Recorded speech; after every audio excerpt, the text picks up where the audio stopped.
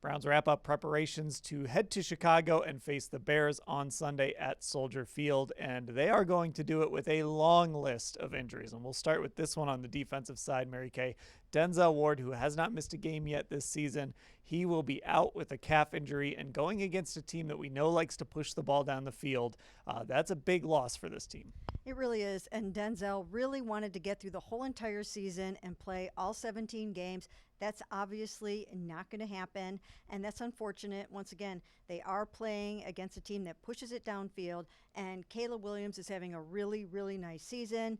I think he's got 21 touchdowns, 6 interceptions, and he really just has done a tremendous job, especially in terms of coming back in the fourth quarter. I think he's got like 5 fourth quarter comebacks this season.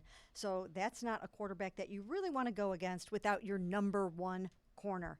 So unfortunate for them, and a guy by the name of Sam Webb might be starting in his place. Yeah, it's they're going to cobble things together a little bit in that secondary. Tyson Campbell, he's probably going to be put in that number one position. Ashley, we'll kind of see how they do that. But, you wrote about Denzel Ward earlier this week, and it's just disappointing he's not going to be able to accomplish that goal. Yeah, that's one of the few feats he's not accomplished. Last year, he came so close as well. He only missed the finale with, I think it was a shoulder at the time that was bothering him. He fought through that shoulder a lot last year. So this year, similar thing. I mean, he talked to us, obviously, this week. He really wanted to play. When he talked to us, he was actively doing a treatment on his calf even. So he was fighting to be out there. And to Mary Kay's point, I think this is a tough matchup to be without your number one corner. And they are going to have to piecemeal this together in the Browns secondary if they want to have a chance. Now, that secondary's got nothing on the offensive line because there are a lot of question marks on that group. We already know that Luke Whippler is going to start in place of Ethan Posick, who is out for the season. We know KT Leviston is going to start at right tackle. Jack Conklin is out again in this game. Mary Kay at left guard, and Tevin Jenkins, we should mention, is starting for Wyatt Teller, who is out. Of course, Tevin was kind of working his way in already before Teller got hurt, but Mary Kay at left guard now. Joel Bitonio, this team's version of the Iron Man ever since Joe Thomas left, he is questionable for this game. And notably, Zach Zinter, who was finally active last week, he's questionable as well. So this offensive line very much in flux right now. That's right. And once again, it's the umpteenth line combination heading into this football game. And of course, it's Shedeur Sanders' 4th career start. The last thing he needs is to have a makeshift line in front of him. We don't know about Joel. We do know, however, as you mentioned, that Joel is one of those warrior type of guys that you kind of have to drag him off the field for him not to play. So I know he'll do everything in his power to play. But one thing to note here is the fact that Ethan Posick was sliding the protections and managing the offensive line while Shedeur Sanders was out there trying to take care of everything else. Now they have to find somebody else to do that, whether it's Shedeur or another lineman, and I would think that responsibility would go to Joel, so they really need him out there. Yeah, Ashley, and this O-line, they have struggled to begin with, and now when you start losing bodies and you're trying to put guys in and move guys around, it just makes it hard to do things like run the football, which they struggled to do, protect the passer, which they've struggled to do. It just makes everything harder. Yeah, I do think a lot of their offensive issues this season do go back to those O-line combinations. Injuries have been an issue up front all season with these guys. I mean, obviously this main group getting older together, and now one of them, Ethan Posick, suffered a severe season-ending injury.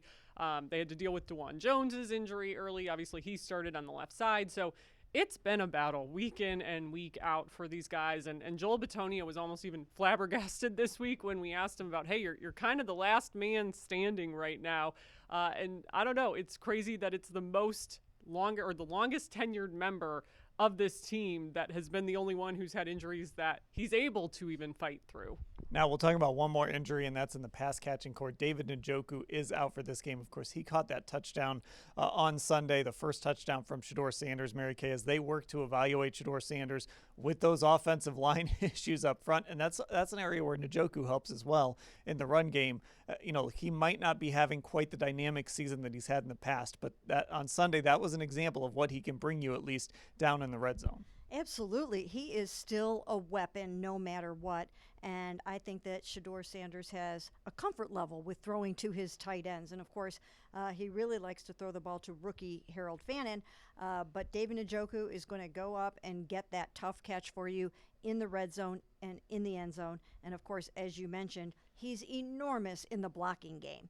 And it's going to hurt not to have him when you have to chip and help some of these offensive linemen, some of these backup guys that are in there and that are going to need that kind of help. So I think that's another big loss. Right. And actually, this is a football team that loves to use that 12 personnel, 13 personnel. And now when you take David Njoku out of the mix, you rely on guys like Whiteheart, Brendan Bates. It just has that domino effect of moving guys up who, we'll see if they can sort of do some of the things Njoku can do. Yeah, again, it just will have ripple effects in this offense, his absence, beyond the passing game. And obviously been so good in protection. He's been so good there. We know the Browns really value what he does there. But again, it's just you're getting into your depth at a position where it's kind of a tough ask knowing how much you use those multiple tight end sets. All right. Let's make picks for Sunday. Browns at Bears, 1 p.m. Eastern Time, Soldier Field. We'll do why we're making the pick or a storyline, and then our pick for the game. Ashley, why don't you lead us off? Yeah, so this game, picking it is so tough because of the weather conditions we know we're about to go into on Sunday. In Chicago, I just looked at AccuWeather a little bit ago. High of 11, a low of 5. Feels like temps well into the negatives, obviously.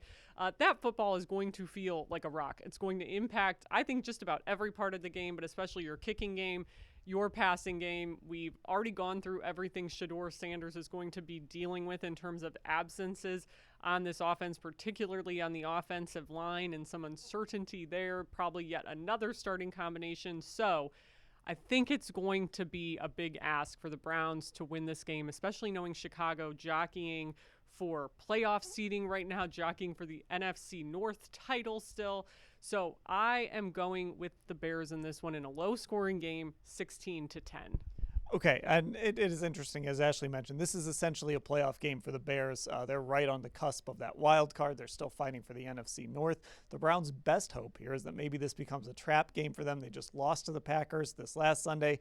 They play the Packers next week, so maybe they get caught looking ahead. But I just think it's difficult for a team like the Browns, especially with all these injuries, to over 60 minutes kind of match that intensity level as long as Chicago doesn't overlook them. So I think this is one of those games that we might be sitting there at halftime and maybe it's 10-10 or the Browns have a 10-7 lead or something like that. But Chicago finds just enough to push past the Browns. I actually do think it'll be a little higher scoring than Ashley's pick. I'm going to go with the Bears. I almost slipped there. I kind of wanted to pick the Browns in this game, I'll admit. But I'm going to go with the Bears 23-17. Mary Kay? Well, it's going to be a clean sweep by the .comers today, and we'll have to see how that goes. But I really do think that this is going to be a challenging game for Shedeur Sanders in his first start, going against a team that takes it away more than anybody else in the NFL. They lead with 18 interceptions and 27 takeaways overall. Ball security is going to have to be paramount in this game. I think it's going to be a big challenge. Then, of course, the Bears run the ball really well to the tune of 152 yards per game. That's number 2 in the NFL. And if they do that, it kind of neutralizes Myles Garrett a little bit. And then when you add in all the injuries and what's going on the offensive line in front of Shedeur, I just think this is going to be a very, very tough football game for the Cleveland Browns to win. I'm going with the Bears 26-24. Okay, there we go. Whatever happens in freezing cold Chicago on Sunday, the three of us will be there, and we will cover it all at cleveland.com/Browns.